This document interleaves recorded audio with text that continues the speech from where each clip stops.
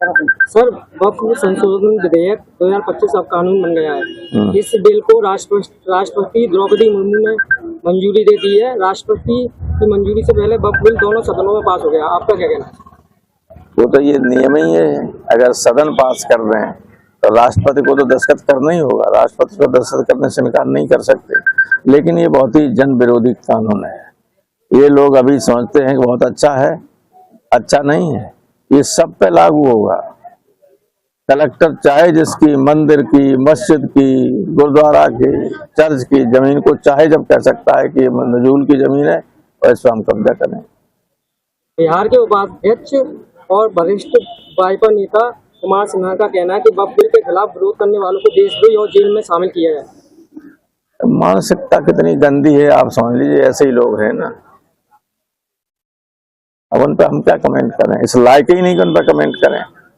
वो तो सड़क छाप गुंडों की तरह बात करने वाले ये लोग हैं जो आप पर रहे।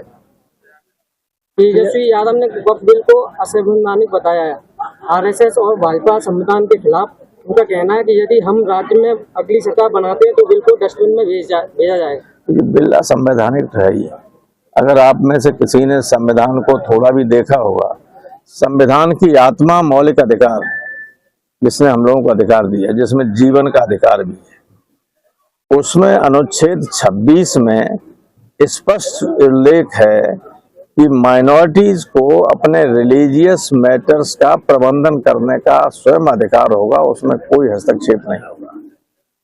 जहां से मौलिक अधिकार शुरू होते हैं भारतीय संविधान में 3रे खंड में, उसके पहला ही आर्टिकल है 13, जिसमें ये लिखा हुआ है कि इस खंड में जो अधिकार लोगों को दिए गए हैं उनके खिलाफ अगर कोई कानून बनता है वो कानून असंवैधानिक होगा। तो 13 और 26 को एक साथ पढ़ने के बाद न्यायालय में लोग गए हैं, ये टिक ही नहीं सकता। न्यायालय कई बार फैसला कर चुका है कि इस तरह के कामों को हस्तक्षेप नहीं कर सकता, असंवैधानिक है। और ये बीजेपी की सरकार तो संविधान को खत्म ही करना चाहती है, इसलिए संविधान के किसी भी पवित्र अंश को भी ये मानती नहीं।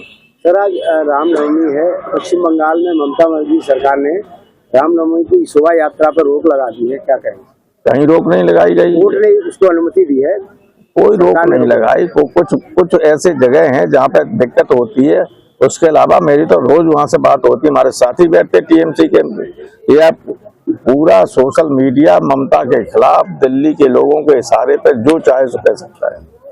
सर, 12 अप्रैल को छत्री समाज आगरा में करणी सेना आंदोलन करेगी, क्या कहेंगे? करणी सेना ने, जब करणी सेना के अध्यक्ष को गुजरात की पुलिस ने मारा और टोपी उनकी दर फेंकी, तब तो कुछ नहीं किया।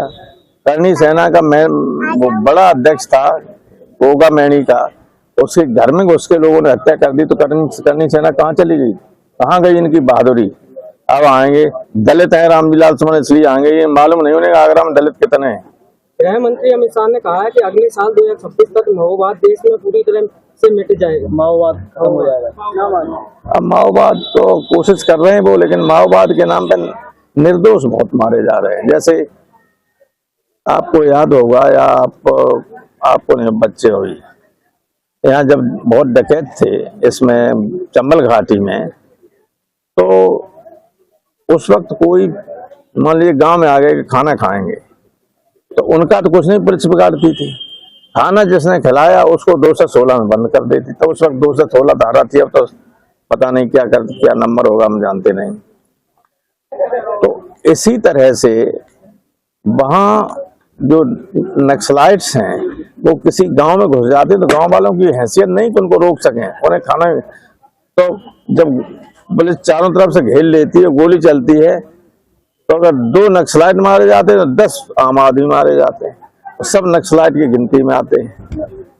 नक्सलिज्म खत्म हो ये सभी चाहते हैं, लेकिन सरकार को ही ध्यान रखना चाहिए कि उसमें निर्दोष लोग न मारे जाएं। Thank you sir.